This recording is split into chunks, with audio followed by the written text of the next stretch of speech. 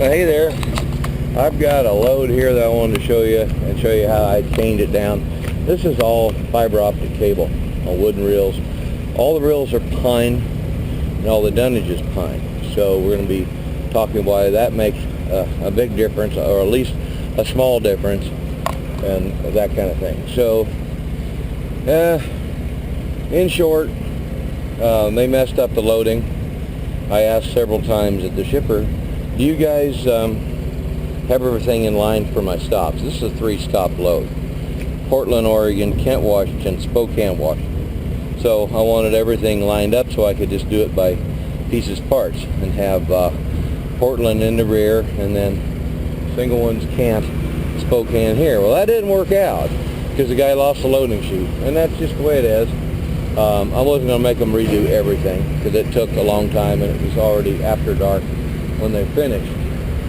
So on the top one, the way I'm doing these chains, so you guys see, so I come down and I do like an inverted V configuration. So it's actually pulling from 2 different directions. So you can see the extras right here, and it's tight as a drum. The problem is the pine boards press down on these little parts right here, and they'll dent both on the pine reel and the pine board a little bit. They'll also settle right here. You can see the eye is just a little bit just off. And on this one, this is the one that gave me a hard time. It's stretched out just a little bit. That metal, you know, you got to be able to hold the pieces and hope that it settles in. I've had to tighten them down 5 times. So, you know, at increments, mileages, and as they settled, I was given more cranks. Now I'm at the end where I've got 4 or 5 threads. If I start getting down any closer, I'll have to reset and do another grab. And I'll just drop it down in length and then tighten back up and go again. So hopefully everything will be just fine. This one was weird. To get some kind of angle for the inverted V to help hold this thing in place, I had to go through the frame here. It's not going to hurt anything. I mean, it probably, you know, ding the paint a little bit, but it's just the way the side rail is. Does not come all the way out. I had nowhere to get nowhere, and I wanted to make sure it was a wrap and not just a bare hook. I didn't want to have anything as laying on a hook, because if it did happen to loosen, what if that hook fell away? Well, then that securement is absolutely no good at all. Having it slightly lax is completely different than completely off. So I always make sure that everything is hooked with the hooks faced up as much as I possibly can, and trying to keep them that way.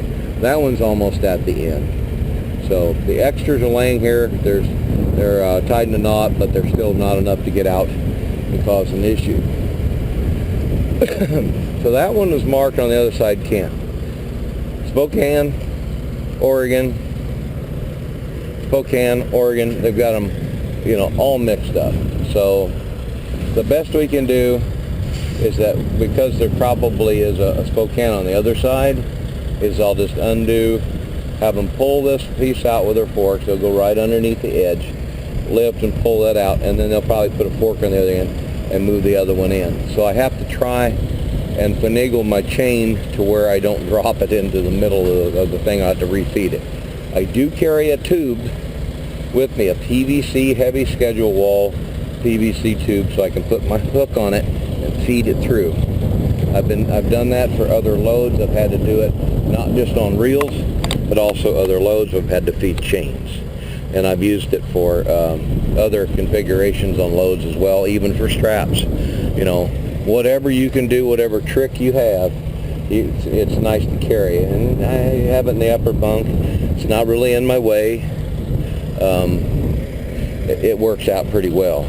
So with the other consideration of the chain is on a square edge, where it's not like on the rounded spool that's welded on a standard side rail. That would be a smooth edge for the chain to travel around and bring up tension. So on this particular one, when you see they've got all these different edges you have to deal with, there's really not much I can do. It's just the way it is. The only other way I could have done it on some of the pieces was to come to the chain pockets. But I decided It was just easier to do it this way at that particular time. Once I got it settled in, it's fine.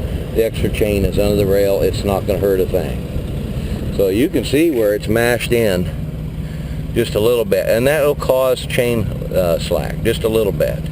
So, and this one's kind of pulling.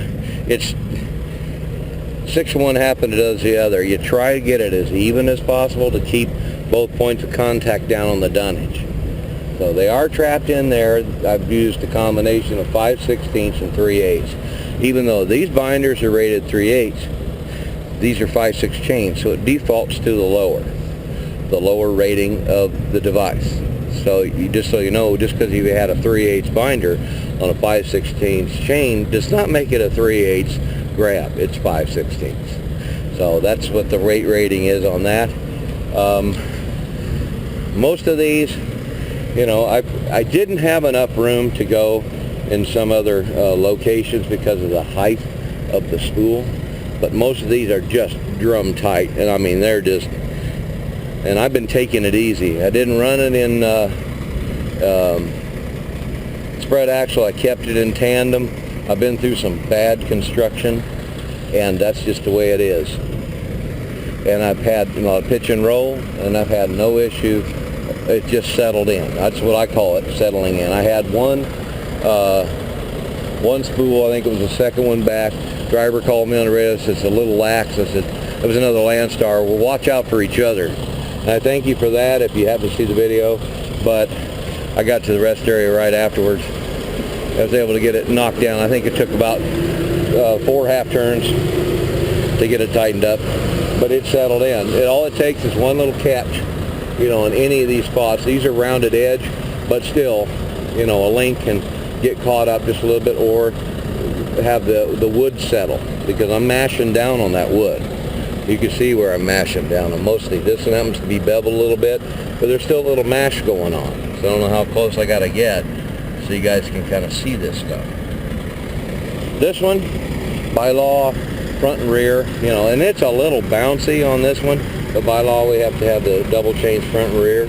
And even though this was the inverted V configuration, I still put a long chain out here because of the dead spots in the trailer. That's the only place I could go, and I kept it in there close, and I was just able to get by it and get a grab there, because a lot of places they covered my chain spools with dunnage. So we had to, we had to weigh the differences, because he had to be able to load them and get everything evened up. Somebody's here leaving behind me. Just got my food, and looks like a storm coming. You can see way out there. So I got to kind of watch. A lot of tornado activity, so I got to be kind of careful and watch what I got to do here.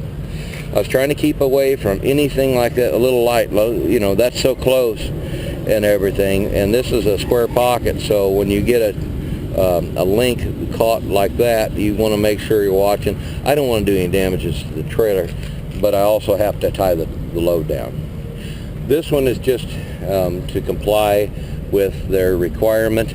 Most of the 3/8 this one is doing the holding power, and it's in a pretty wide V configuration, so it should keep it pretty stable.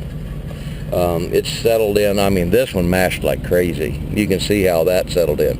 It's dropped 1/8 of an inch, and you can see where it's done that. So you guys will know exactly what to look for. That is a consideration. If this was hardwood, you would not have that.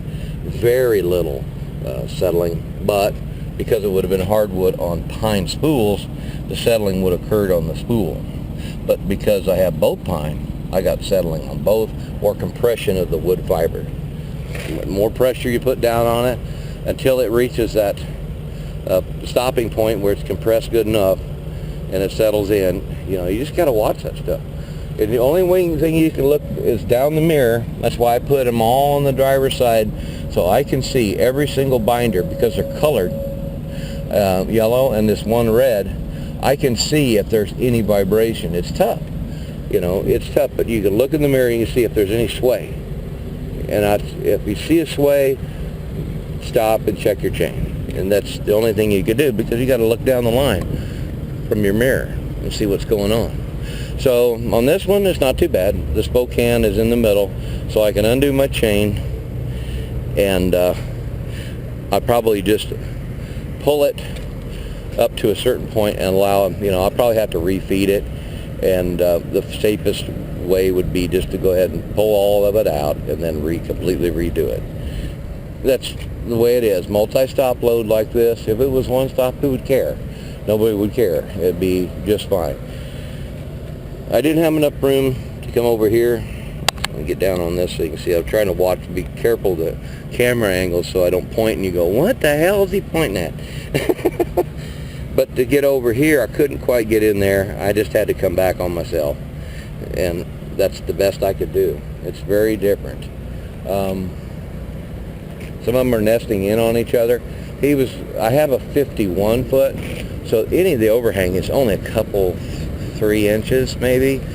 I'm not a 53, so I'm not over length, so that's pretty good. And the loader did ask that. I said, no, it's a 51, so we're good to go. On the other side, it was just simple. Come up, trying to keep your chain in line, find where it links the best, where you keep this neutral pull down, straight down into the dunnage, these 2 points, and then have your V configuration. It could have been a mess because of the dead spots, but he worked it out where I had places to lock down. This one, I got as close as I could. The other would have been way over here, but I did not have it up chain length. These are all good. I always check. There'll be some chain compression also here. There's nothing I can do about it, but you have to watch contact points of chain on dunnage, and if it happens to compress that wood, then it could cause some slackness. Just keep that in mind when you're setting it up and when you're checking. These are tight on the leeward side. They're tight. They're definitely not going anywhere. And I think 2,200 miles to go. It's Wednesday noon, and I don't have to be there till Monday because I don't think they have any weekend hours. So I've got plenty of time. I want to watch weather and take care, make sure I'm squared away. These are pretty fair. It's for the configuration of what I've got. They're pulling from 4 points, and that should keep it about as neutral as you can get. But if I can get up in there, you'll see the compression again. There it is. That mashed the crap out of that. So that's why any of that stuff would start slacking on. Don't be a slacker. So I hope this one was up close and personal so you could see. The whole load weight is maybe 28,000 if I recall, and it's just really, it's not that much. I can climb most hills and only have to drop a couple of gears, but I'm just taking it easy. I'm not pushing in the turbo that hard. I'm not adding a lot of extra boost on the grades. Rather just shift and find the sweet spot. It's no big deal because I don't need to burn that much extra fuel to try and push for, some kind of on-time appointment. I can roll for economy, so I'm not really that worried about it. It's not the greatest pan, but nothing is right now. I've seen spot market, like I was saying in other videos, that's been hit and miss, and I've had some that would pay me $7.50 a mile, but was an emergency after hours, and that kind of thing, and I've done those, but it's so few and far between, it's not even funny. A lot of the stuff is average. Some of the averages are coming back up on our board, and I see a lot of lower paying ones too, but it's just the load count. There's a few here and there. There's a lot of us fighting for the loads.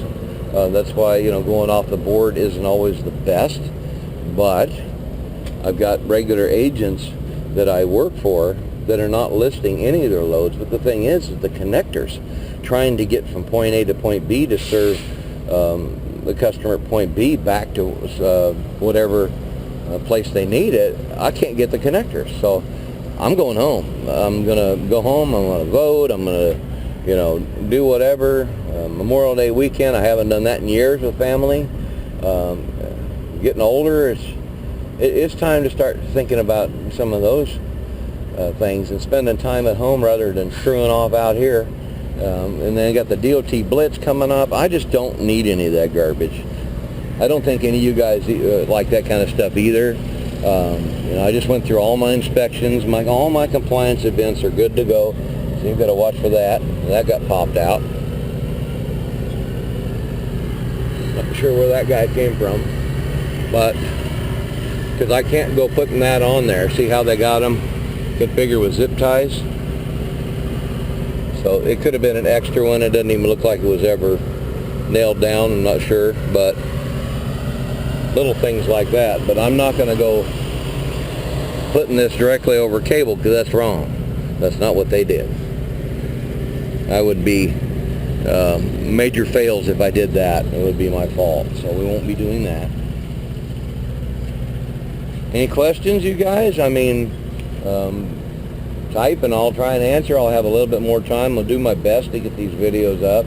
I have several that I've shot. I just haven't been able to get them up. I've been fighting the board, trying to find loads, and I couldn't even hardly turn my head for a minute sitting in that truck, even with load alerts and stuff, the systems that we have, trying to find work. I just couldn't do it. I had to watch the board and try and catch it the second. I mean, you may have 30 seconds to dial once a load pops up, and that's it, and you'd be lucky to get it. That's how bad it is. So, well, I guess I'll end the video now with my famous words. See you on the road. Oh, here we go. Couldn't get the camera to start. Okay, we're at the customer for the weekend. I'm going to restart. 3,035 miles to the drop. I kind of changed things around so I could get closer to home. So we're going to look at how the load handled over 3,000 miles. Everything else seems just fine. Most of the problem would have been just doing a little bit of tightening on the chains. Everything else worked pretty good. Most of the stuff, you know, the covering didn't do so well. Some of the paperwork blew off. This, that, and that kind of thing. They stapled them on, but it still didn't matter. Some of this, you know, it's got a little loose. You know, I lost one of those staples up top.